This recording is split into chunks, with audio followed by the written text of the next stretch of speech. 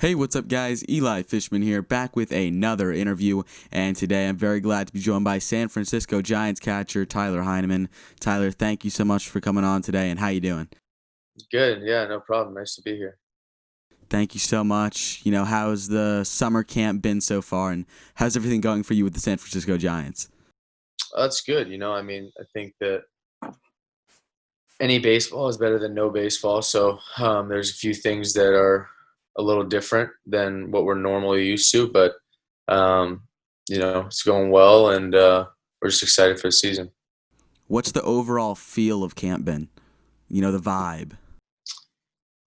I think it just feels like everybody just wants to play baseball. Everyone's complying with all the rules that are set in place by MLB and CDC, and sometimes we got to get reminders on certain things because it's new to us. In terms of putting our arms on the railing, we have to have a towel and stuff like that. So just these new things that are necessary, but they slip our minds sometimes. So, but everyone seems to comply and is just really excited to get going. So I think the energy is good. What's the off the field situation been like?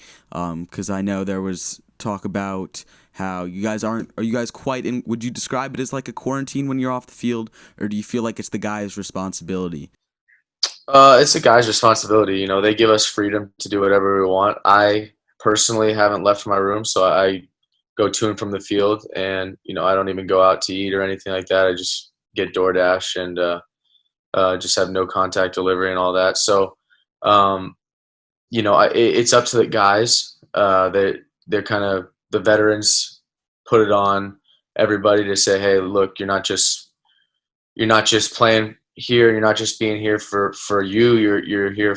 You can affect us. You can affect our families, and so we'd really appreciate if you guys are just very smart about everything that you do and go about your business. So, I certainly don't want to be somebody that uh, can infect somebody else if I can track the virus. So I'm trying to minimize the chance of me getting it, and going to and from the baseball field and being there for 4 or 5 hours is plenty enough for me. So I'm very content with being able to do this for 2.5 months if it means having baseball. Are you completely confident in Major League Baseball, and has everything, all the testing, been up to par for you so far?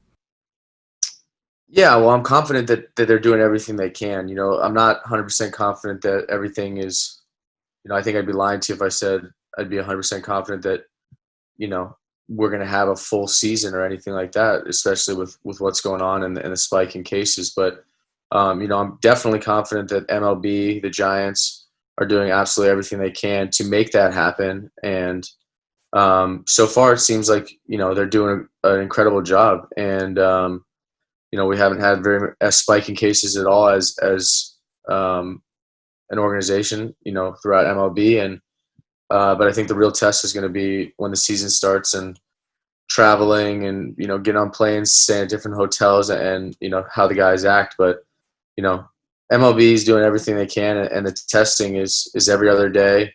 It's very comprehensive, and they have protocols in place for if you don't have a test that comes back, if your test comes back positive, all these things. So they're doing what they can, and it's reassuring for sure. Has there been one big surprise or adaptation that you've had to make? Biggest thing for me would just be like no loitering in the clubhouse. They wanted to get you outdoors as fast as possible. The virus travels more prominently indoors, so we don't eat indoors. We shower and stuff, but you're supposed to just get changed, shower, get some treatment if you need it, but get in and get outside onto the field as fast as possible. And so I'm a very big clubhouse guy. I love to be in the clubhouse early, usually eat my lunch in the clubhouse, do a crossword or stuff, and just hang out and give some magic tricks to some guys that want it, or whatever. So, but with so that's probably the biggest change with this. It's just you get in and then you head straight out to the field as fast as you can to just try and minimize close contact with other people. Talk to me about your magic. I watched one of the videos from last year with the D-backs. You said you picked it up in the DR in Winter Ball? Yeah, yeah, I picked it up in 2015, and been doing it ever since. It's a good way to pass the time, but I haven't done it too much during quarantine and during the 3 months that we were in quarantine and doing during this spring training, just because it's not. I don't really have too many people to test out tricks on because we're trying to. I'm a close up guy with cards, so it's hard to do that and stay 6 feet apart. Last year, September call up with the Marlins. Spent that month in the big leagues. What'd you take away from that first MLB experience? Um, well, first of all, how difficult it was to get there, and even more so how difficult it is to stay. Everybody, it's at the top of the game. It's the highest point that you can reach in baseball, and everybody's trying to reach it. And the guys that are there are trying to stay there, and people that are in the minor leagues are trying to push them out of jobs. So it's just constant. Um, it's constant pressure. I guess I mean you don't really feel it as pressure, but there's just constantly people right behind you, right? So you have to be diligent and you have to do all your work, and you got to produce. Otherwise, you're not gonna stay up there, and they're gonna find somebody they can. So having guys like Granderson and Neil Walker and Martin Prado, veterans that have been in the game for a long time, kind of show me the way was very helpful. But I try to just soak up as much information as possible, and you know, just be ready if that comes. If I have more opportunity to prove myself, and kind of be armed with all the knowledge that they gave me.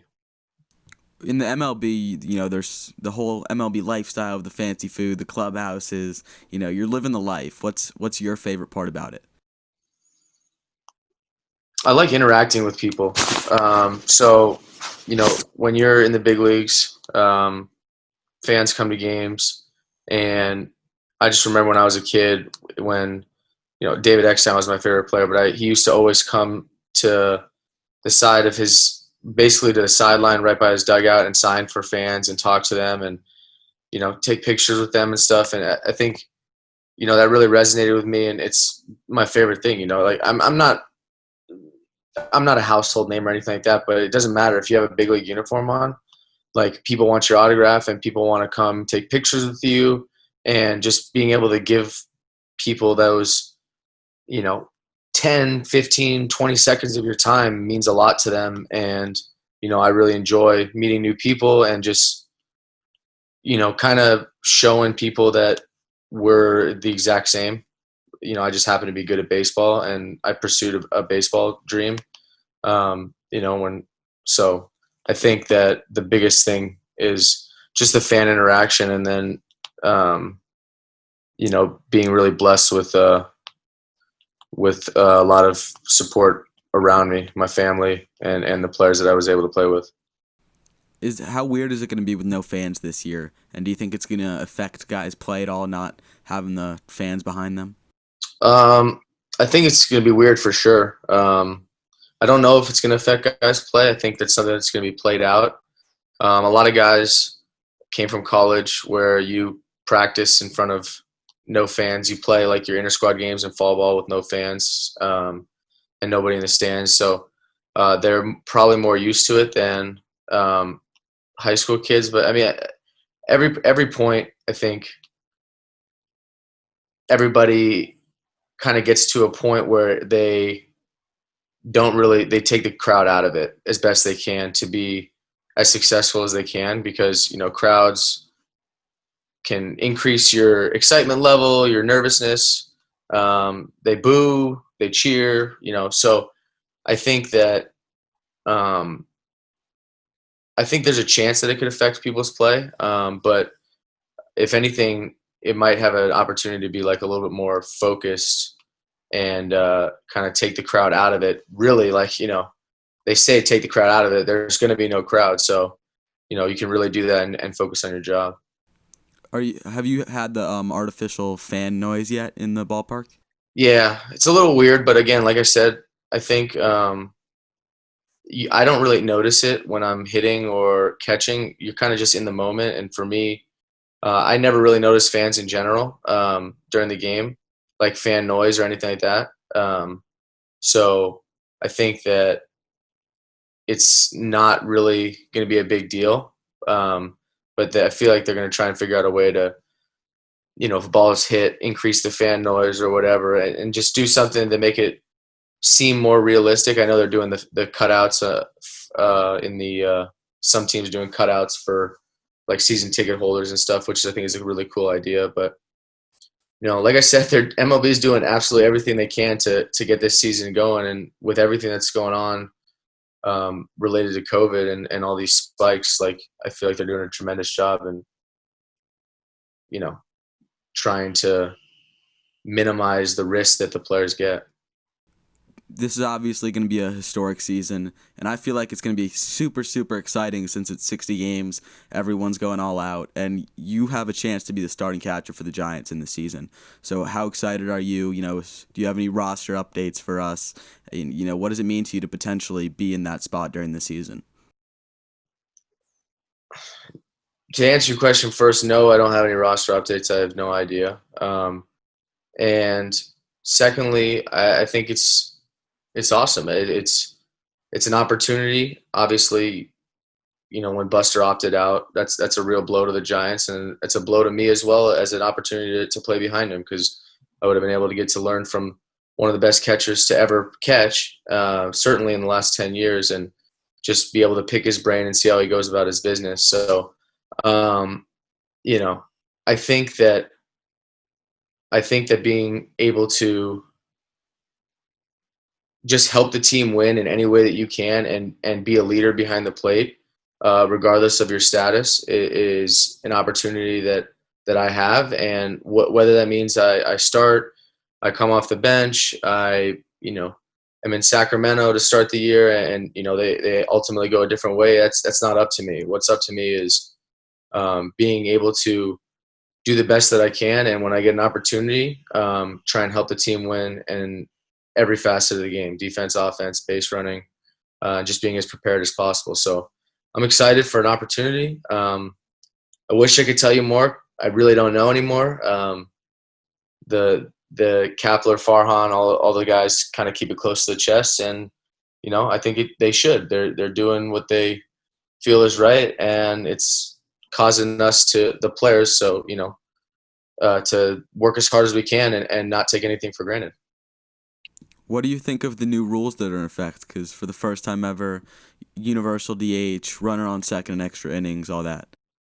Well, like I said, I think MLB is doing what they can to keep guys safe. So that comes with universal DH.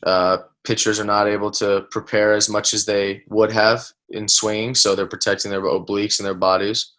The 10th inning rule, it's the same as it is in the minor leagues. It's trying to eliminate games going 15, 16 innings and having people be at the ballpark for longer than a certain number of hours. And, I think it's different, but it's different for everybody. It's not different just for the Giants and stuff. It's different for every single team. And, that is the rules, and that's what's going to be this year. So every team is going to have to adapt. And, I think we're ready to adapt and do the best we can. All right, man. Thank you so much for coming on today. Really, really appreciate it. Best of luck to you, and I hope to see you behind the plate for the Giants this year. I appreciate it. Thank you. Yeah.